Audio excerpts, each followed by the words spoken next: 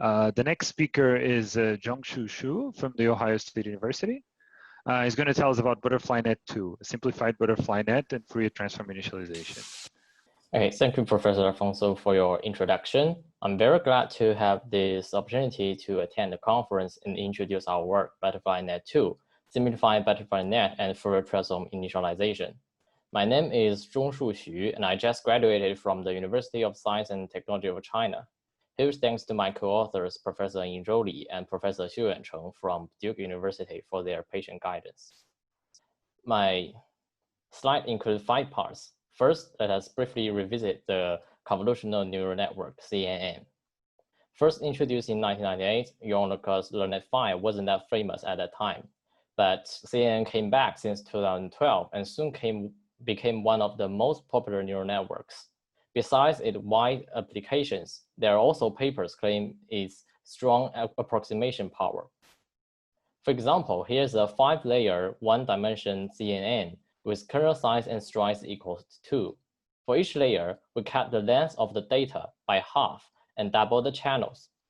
Thus, with input data 16 times 1, we have 8 times 2, 4 times 4, 2 times 8, 1 times 16, and eventually fully connected to the output layer. Here we generalize the network as follows. For simplicity, we use bracket notation of n, denotes the set of non-negative integers smaller than n. At layer 0, the first layer's hidden variable, capital Z subscript 1, is generated via 1-dimensional convolution with kernel size 2W, stride 2W, 1 in channels, and 2 are out channels. For the following layer L, from 1 to capital L, the connection between layer L and layer L plus 1 via 1-dimensional convolution with kernel size 2, strides 2, 2 to the power of L times R in channels, and 2 to the power of L times plus 1 times R out channels. The equation here has 2 sigma notation due to the multiple in channels. And finally, the last layer, capital L, links the hidden variable capital Z subscribes L with output Y via a fully connected layer among the channel direction. So now let us see what's the difference between ButterflyNet 2 structure and the traditional CNN mentioned above. We have to introduce a new notation here. We call a contiguous subset of bracket n as bracket n subscript I superscript k, where k is a divisor of n, denoting the total number of equal partitions, and I index from 0 denotes the ith partition. So for layer 0, there's no difference between BNet 2 and CNN. For the next layer 1 to layer capital L minus 1, the only difference is the subscript of the channel sigma notation. Instead of add the whole in channels to the power of L times R together, BNet 2 only use the summation of the partition of length R of it. And it's the same for the last layer, capital L. Each partition of the output, capital Y, is only linked with the corresponding partition of channels, which means that BNet 2 is kind of like channel sparse CNN. And in traditional CNN, in channels and out channels are fully connected. But here in BNet 2, in channels and out channels are sparsely connected. One in channels is only connected to 2 in the layer 1 to layer L minus 1, and 2 times R in layer 1 out channels.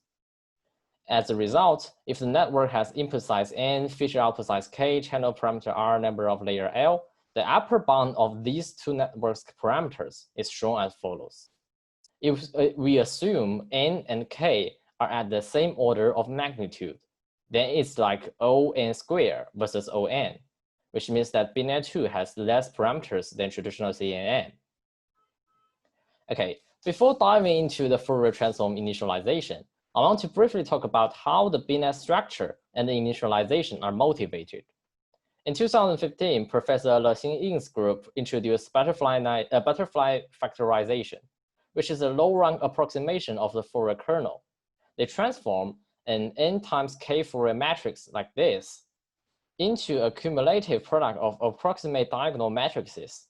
And due to these matrices special entries, the matrix vector multiplication is kind of convolution. So we turn it into the special CNN, the ButterflyNet. As a result, if we copy the entries of these matrices to the parameters of neural networks, the network is initialized as a Fourier transform. So here is a low-rank approximation via Chebyshev interpolation. We can see that the blue part on the right side of the equation is very similar to the left side, blue part. Thus, we can apply this proposition again and again to get these parameters in these matrices and in the neural networks. And what's special is the red part on the right side of the sigma notation. It is somehow independent of the hierarchical input domain partition B. So it forms a convolutional operator with the width in the stride. And one more thing to mention here is that the Fourier transform initialization works for both BNet2 and CNN. For the latter, we just need to initialize those redundant weights to 0. And with the neural network's parameters initialized as above, the approximation power to Fourier transform is proved. As we can see, the operator's upper error bound is exponentially decayed with layer L.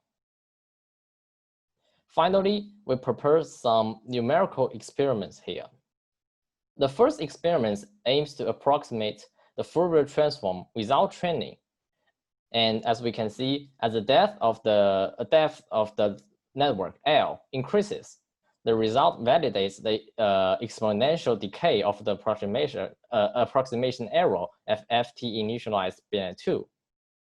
As we can also see in this semi-log Y plot, the rate of the descent also increased as larger channel parameters R is used. The second example is also about Fourier transform, but this time these networks have been trained. We notice that for both initialization, BNet2 performs similarly as CNN with only 1/5 parameters. On the other hand, FT initialization achieves an accuracy better than random initialization. In CNN with trained FT initialized BNet2 performs slightly better, but the improvement is not significant. Also, we can see that the frequency of the input data does not make a large difference. Whether it's low frequency or high frequency, the performance is similar. And the next experiment compares the transfer learning capability of the full network. In the left plot, the training set is on the left side, and these are all testing set. And so it's a low frequency data training set. And on the right side is a high frequency training set. We can see that for both initializations, BNet2 and CNN have similar accuracy, and of course, BNet2 have less parameters. We also notice that even if the random initialized network can reach the accuracy of the Fourier initialization without training in training sets, they will soon lose their accuracy in testing sets far away from the training set. But FT initialized network after training maintain accuracy better than the initialization on all testing sets. Then, in the next experiment, we add feature layers after BNet2 to fulfill more complicated tasks, like solving PDEs. To get the energy of a Laplace operator, we add the square layer after BNet2. To solve a linear or nonlinear PDE, we add a fully connected layer between two BNet2, like spectral method. The result is same as above. BNet2 performs similarly as CNN with less parameters, while FT initializations achieves better accuracy than random initialization. And the last experiment is denoising and deblurring. In this experiment, we concatenate two networks together to reproduce a low-pass filter. As we can see in this plot and table, for both tasks, the FT initialized networks have better accuracy than random initialized networks. And under the same initialization, BNet2 achieves similar accuracy as CNN with much fewer parameters. So it works for both denoising and deblurring. Okay, for conclusion, we introduced a new kind of CNN, BNet2. It's a CNN with sparse channel connection and less parameters. It's a neural network with trainable structure, and the structure is motivated by butterfly factorization. We also found in the experiment that BNet2 is able to capture high-frequency components as well as low-frequency ones. We also introduced Fourier transform initialization. It's a special initialization for Fourier transform applicable to both BNet2 and CNN. And we found that in experiments, it achieves better post-training accuracy comparing to random initialization. We also found that Fourier initialized network performs better in transform learning. And the codes are proved in this GitHub. Okay, thank you very much.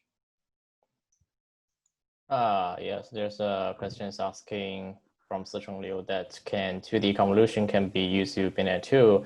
Yes, 2D version of BNet2 will be provided in future papers, but it has a more complicated structure, so we won't show it in this paper. And the other question asking that, did you try this architecture for Fourier integer operators?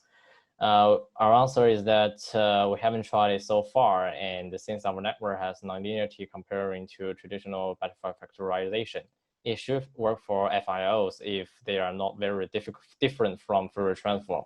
For the other FIOs, like nonlinear kind of things, we'll still need to verify the results via numerical experiments. Yeah. Right. Thank you.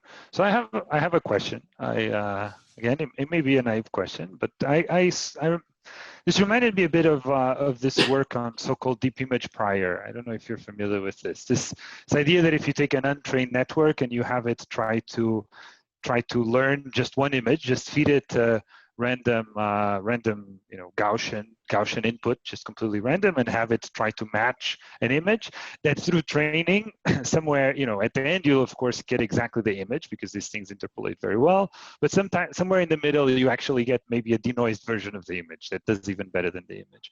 And I saw a talk recently by Madi Sultanakovi where he basically argued that in part, the reason why this is happening is because the network is doing some kind of low-pass filtering. I mean, at a very high-level way, that it's doing at least as well as the low-pass filtering. And if I understood correctly, your network, does very well at high frequencies too. So does this mean that? I don't know if you've tried it on this experiment. Does this phenomena go away because of that?